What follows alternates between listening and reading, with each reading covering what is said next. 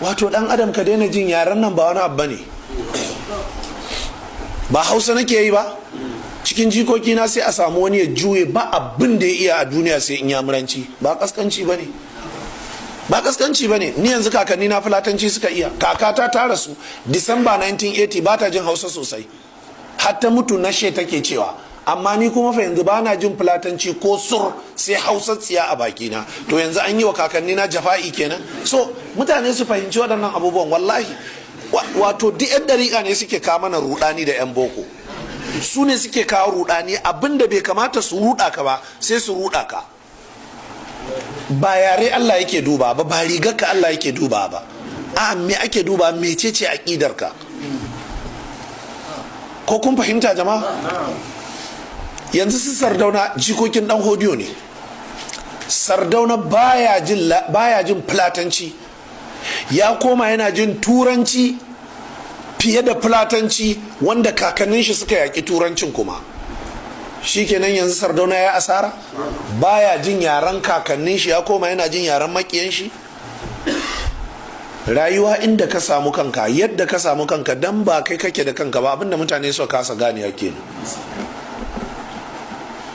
To duk 'yan dariƙa ne da 'yan boko suke ƙoƙarin su rinka kawo mutane rudani. Sai ga ɗan boko yanzu yana son ya nuna shi 'ya'yan shi da ya so special, shi 'ya'yan shi kaza, shi ya aka ya zama yadda ya zama ne, shi wai waye uban shi ne.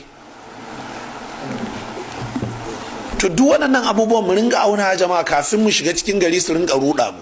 Don yanzu duk da haka ake ruɗa ustazanmu, ake ruɗa kaza.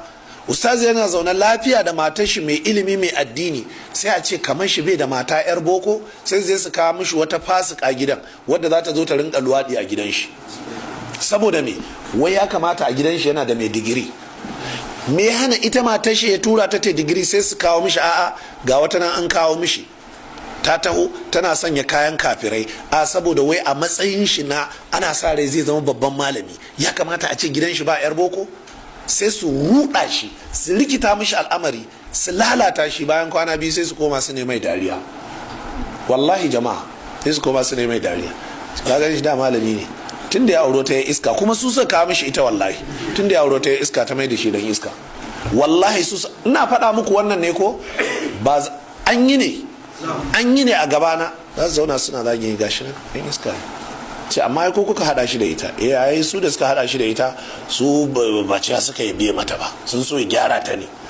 Kaji yin iska sun gama da shi, kuma sai suka koma suka daina sallah a masallacin shi. Wallahi a anguwanmu ne aka yi wannan, a Wusetu a Abuja, Monrovia Street a Wusetu a Abuja, a wajen abin nan Nitel, ofishin Nitel na da asali, har yanzu ofis ne na Nitel. Wallahi sai suka daina bin shi sallah, suka ce ya zama dan iska, ya ji aure ya iska, kuma su suka kawo ta. Haka suke ruɗa al'amuran ustazanmu. Allah ya kiyaye.